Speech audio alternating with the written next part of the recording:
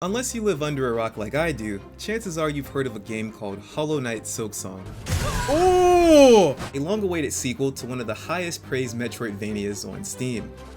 Are you fucking me? But despite the overwhelming amounts of hype surrounding this game, I surprisingly had no intention of playing it. In fact, the publicity almost deterred me. But after one of the games I was actually looking forward to this year shit the bed on launch, and said game CEO basically telling pores like me to fuck off, I decided that maybe I would give the silly bug propaganda game a try.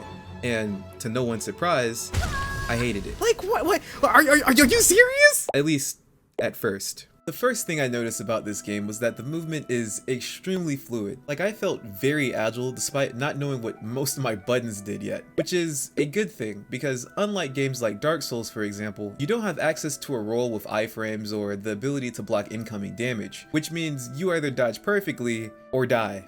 And I probably don't have to explain which one came naturally for me. What you have instead is this dive attack that might be one of the coolest attacking mechanics I've ever seen in a video game because of how it ricochets you off of whatever you hit. This move quickly becomes the core of most encounters and adds this almost graceful feeling to combat, turning what would be something closer to generic platform fighting into this rhythmic dance of sorts. There's absolutely no doubt in my mind that good players can make use of this ability to not only avoid damage, but to also string together devastating attacks during tense moments. But if you're a dumbass like me, it will probably get you killed more often than not, due to the limited amount of options you have after bouncing, consisting of either diving again, or falling knowing nothing but doom and despair awaits to break your fall. I couldn't tell you the amount of times I thought I was doing some really cool shit, soaking my above average song way past its limit, only to land face first into whatever nightmare fuel I was trying to avoid originally. There's no such thing as a death breakdown statistic while playing, but I would guess at least 60% of my deaths came from just being a dumbass with too much free will, as opposed to bosses and mobs actually being menacing. To put it another way, this game has been a humbling experience. The second thing I noticed is this game is just a big ass anti-Orkin commercial. Nearly everything I've encountered so far is some sort of twisted take on life's most annoying life forms. Like when people say the writer's barely disguised fetish, usually they're talking about mentally ill women in skin-tight suits. But these three sickening individuals said, forget that. What if bug? And I've never been more disturbed in my entire life. For more context, I didn't play the original Hollow Knight, so I have no idea why you play as a bug or why you've been kidnapped by other bugs, but the art style and overall vibe of this game made it impossible to tell I was even fighting bugs most times. Speaking of, I like the art. The backgrounds are vibrant and full of color, which grants moments where that same color is absent this weight that wouldn't be present otherwise. The character designs are unlike anything I've ever seen before, blending these inset-like features with familiar fashion styles and humanoid posturing, creating this looming, uncanny feeling as you try to decipher mobs' movesets by judging their unconventional appearances. And different regions are actually different. When you enter a new part of this fictional world, you feel displaced. The way the inhabitants behave and smaller details from their accessories to their choices of clothing and gear ties into that specific region's story, which adds this whole new layer of immersion to a game that was already demanding my full attention to begin with. This is clearly a game with passion, love, and time poured into it. And I mean a lot of time, like steak and pan, buttery goodness basting, oh my god, they cooked this shit time. If nothing else, I have the utmost respect for the sheer amount of work put into this game to make it, without a singular doubt, the best bug-inspired game I've ever played. What I don't respect, however, is being hoed. And the third thing I noticed about this game is you will find hoeing in no short supply. There's traps, there's these ridiculous lockdown phases. Even out of combat, the NPCs constantly hoe you out of your hard-earned red bead currency. I bought a map from this one. Watch what happens when I open it. The fuck is this shit? Can I get a refund? What is this? What it? Is she serious?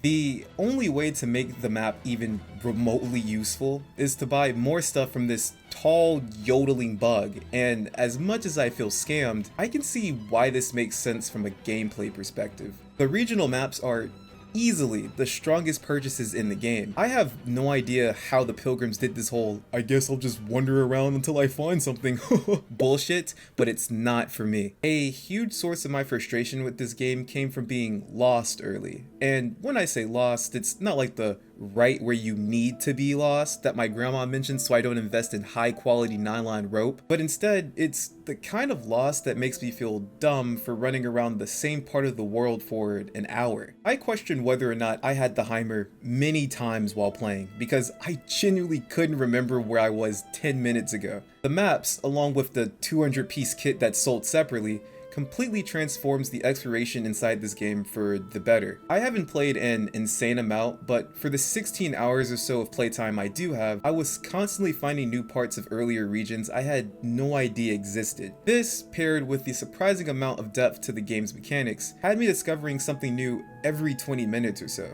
assuming this new thing didn't just kill me. I went into this game admittedly apprehensive, mostly because Metroidvania strike me as kind of redundant due to the design backtracking these kinds of games aim for. I see a thing I can't reach, I do or learn something that helps me reach said thing, and the cycle repeats for the entire game. This loop can easily feel exhausting when the new skill or key item you get doesn't have much influence on how you play the game. However, as much as I have played so far, each of the new skills and items you acquire in Silksong feel impactful. Smaller upgrades I thought would only be used for niche interactions end up becoming a staple in overall gameplay, building on the amount of options you have to maneuver through combat and interact with the world, which makes it even more exciting when you do unlock something that has a more drastic effect on how you play. It's hard to give this game a final verdict since I'm only scratching the surface on so many levels, but as someone who went into this game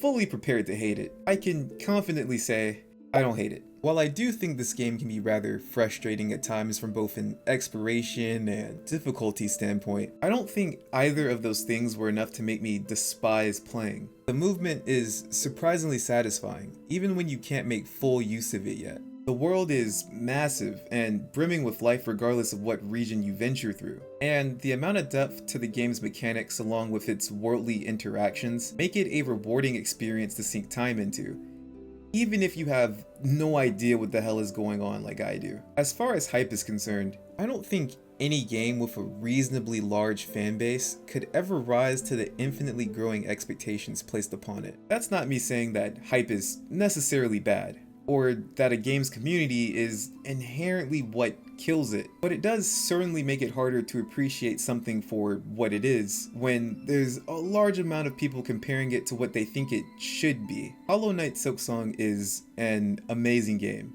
and that's coming from someone who wanted to hate it, so do what you will with that. I streamed this whole disaster live on Twitch, so if you want to see me ruin your favorite games in real time or tell me how shitty my videos are, the link below is a good way to fulfill your wildest dreams. And consider checking out this video I made on the weirdest gaming rabbit hole I've ever witnessed. It's a much higher quality video than this one is. I'm Clutch, and my hatred for bugs has never been higher. Laters.